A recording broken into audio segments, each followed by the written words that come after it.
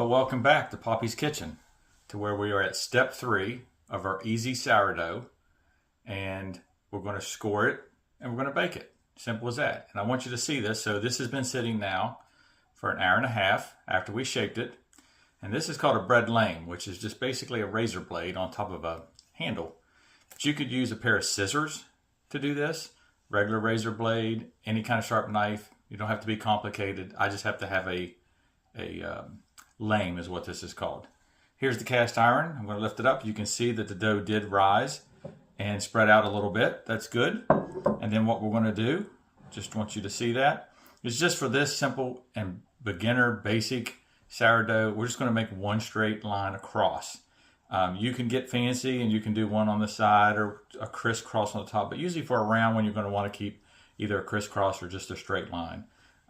For this purposes, we're just going to take the razor blade and quickly just go across the dough.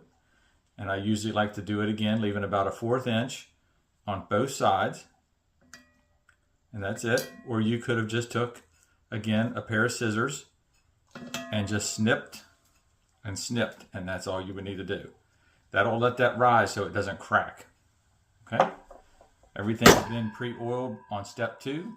For step 3, we're just going to put this back on. Again, this is a cold cast iron Dutch oven, 5 quarts. I have my silicone mat there to pick up when it's hot later. I'm taking the cold Dutch oven, placing it on the middle rack of a cold oven. This oven has not been preheated. You do not preheat your oven. Shut the door and then begin bake at 425. Start, and then start your timer at 45 minutes. So you noticed I put the cold Dutch oven, after I scored the dough, into a cold oven, turned the oven to 425, and started the timer for 45 minutes at that time. No preheating the oven at all at any time. We'll go 45 minutes at 425, and then we're going to reach in and take the hot lid off, and then go 15 more minutes at 425 with the lid off. And that'll just give the outside of the crust a little bit more browning, and then we'll be done. So we'll come back at that 45-minute mark to take the lid off at that time.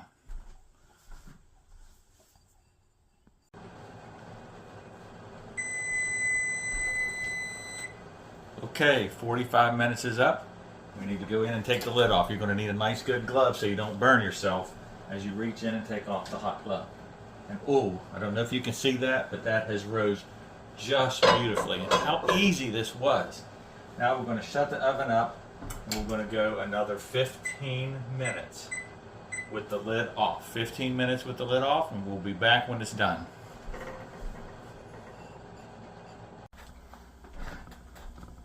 Okay, guess what? It's been 15 more minutes. Our bread is done. We want to get it out of the oven. You're going to need 2 mitts because you're going to pull that hot cast iron Dutch oven out. You don't want to get burned. Wow. Wait till you see this. Okay, so the cast iron's hot, so be careful. And would you just look how that turned out? 45 minutes with the lid on, 15 minutes with the lid off. That is absolutely amazing. Now, if you had parchment paper, that's fine. I had this fancy thing, and you can see now what it's used for. I picked the silicone up. I can slide it off, and I have my bread on my cooling rack. Now this is hot, so you want to make sure you set that aside. This is also hot. Make sure you don't burn yourself. You don't have any kids or grandkids around. And one thing I do want to show you, now this is done, but bread should be about a temperature of 190, so you should take any kind of little kitchen thermometer, and as I can see, it's already at 180, it's at 190, and it's over 200. That just tells you bread's done. You can do a toothpick, and my wife, also known as Nene here at our house, has this fancy device that you can just basically poke in, go to the bottom, pull it out, make sure there's nothing sticky on there. You can just do that a couple spots, but you can see that bread loaf is done completely, and that took an hour to cook. 45 minutes was lid on, and then 45 minutes with the lid off, and that's what we got. This whole loaf literally took 5 minutes last night to mix together. We put it aside and let it set for 13.5 hours. It doubled and a little bit over doubled. We shaped it, took 5 minutes, set it in a cold cast iron and set it aside. Gave that 90 minutes. We did the cook in the oven, and this is what we get right here. Wow. Listen to that crunch. Wow. Now, that is extremely hot, and I know that you want to eat it, but you can read videos, you can watch videos or read articles. Never cut your bread when it's hot, whether it's a sandwich loaf or a sourdough loaf. You want this to cool down completely, or you're just going to gum it up, rip it, and it's going to be a big mess. So, 1 hour at least, probably 2 hours before it's cool. Sometimes it's even better to wait longer than that. So when you cut it, you're going to get a nice cut and fresh slice, and it's not going to be all tore apart and gummed up. So that is the process. I'll come back when it's cool, and we'll do a slice so we can just take a look at what it looks like when it's cut open. But for that fast and easy sourdough bread, and you ought to smell that. I'll see you in a little bit. Okay. Guess what time it is. So it's been over an hour and the bread is pretty much all cool, and I just wanted to slice it here just to finish up this video of this easy sourdough, step 1, step 2, and step 3. So let's just take a cut. Make sure you have a good bread knife when you do this.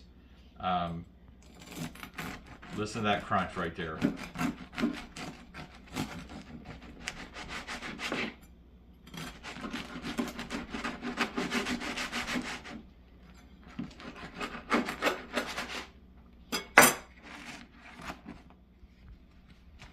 Can you see that right there? And if you could just smell the aroma. It's that discard lace. So much aroma in that, especially the longer it goes. But that is a great loaf, and you've seen how easy that was. Probably don't even have 15 minutes hands-on, and this will last a long time.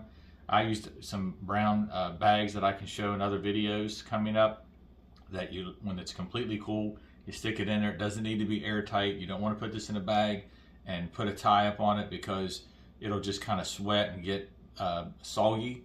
So it lasts. Sourdough itself will last a long time, and sourdough's healthy for you, for your gut, so you digest it easier. And so I will see you next time on Poppy's Creations.